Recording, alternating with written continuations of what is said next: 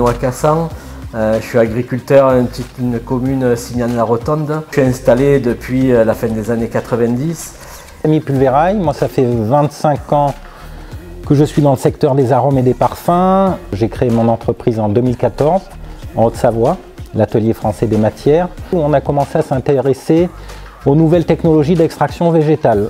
Et c'est là qu'on a décidé de s'associer pour grouper un peu nos expertises. On est parti du constat que dans l'extraction végétale, il y a eu très peu d'innovation depuis une cinquantaine d'années. Et nous, on a choisi les ultrasons parce que ça fonctionne bien, surtout sur les végétaux secs, et ça permet d'extraire du végétal en un temps beaucoup plus court et à température très basse, beaucoup plus des composés aromatiques qui nous intéressent que les techniques d'extraction traditionnelles.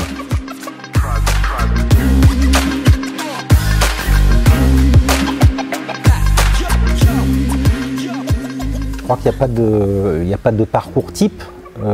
Moi, dans mon cas, j'ai travaillé un certain nombre d'années dans cette industrie, donc je connais bien. On a envie de réaliser un projet qu'on a en tête, de mettre en place un modèle qui n'existait pas forcément et puis qui allait un peu à rebours de ce que font les gros acteurs.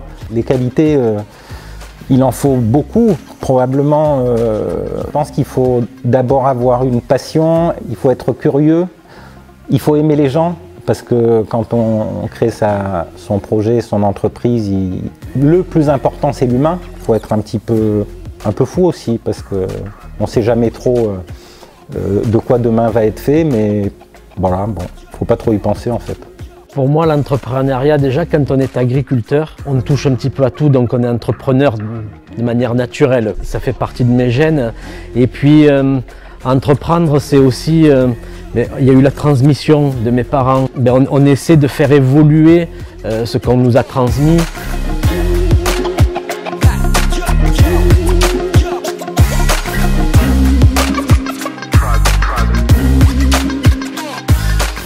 Le but de venir à Forcalquier, c'était aussi de se rapprocher de la partie agricole, donc de l'activité de Benoît, mais aussi de ces terres qu'on voulait valoriser. Je pense qu'on a été soutenu de façon beaucoup plus pointue et personnalisée. On a été beaucoup aidés, que ce soit par l'agence de développement du 04, la communauté de communes qui nous ont accueillis les bras ouverts et qui nous ont aidés dans toutes nos premières démarches.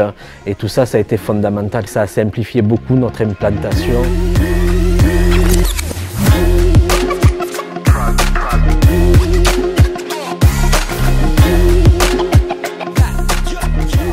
De réaliser des projets et puis de voir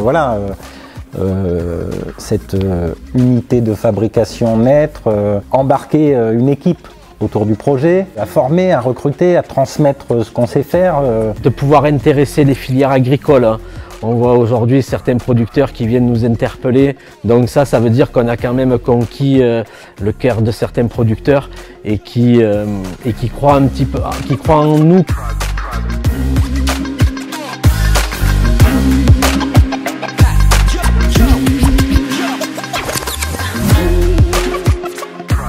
On apprend à faire avec, et c'est aussi un projet, comme je disais, par rapport à d'autres technologies d'extraction qui sont peut-être aussi plus vertueuses sur un plan d'utilisation de l'eau, de la consommation énergétique. On a quand même intégré toutes ces données dans notre modèle. C'est des choses avec Benoît qu'on voyait déjà avant toutes ces crises. C'était quand même assez visible et assez prévisible.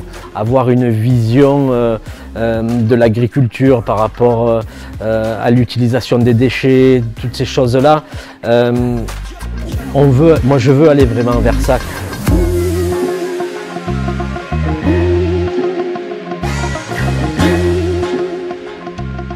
Dans la stratégie du projet, c'est quand même de privilégier les filières locales. Alors comme on disait, filières existantes, mais aussi demain filières nouvelles, à forte valeur ajoutée. On va aller vers des choses qui sont toujours plus high-tech, pour faire des produits de plus en plus pointus, pour faire des produits à forte valeur ajoutée, pour ne pas être concurrencés par les pays à bas coût.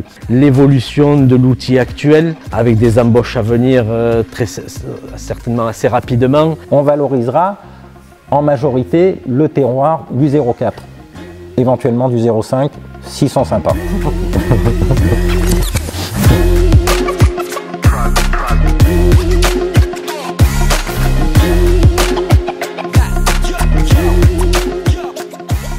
c'est un territoire que j'ai un peu chevillé au corps, quoi, et c'est sa diversité de culture. Hein. Quand on part, il y a de la vigne, il y a de l'élevage, il y a un peu toutes les agricultures. Il y a un truc, enfin moi voilà,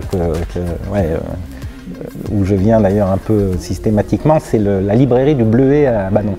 Pour moi, c'est un concentré un peu de la Provence.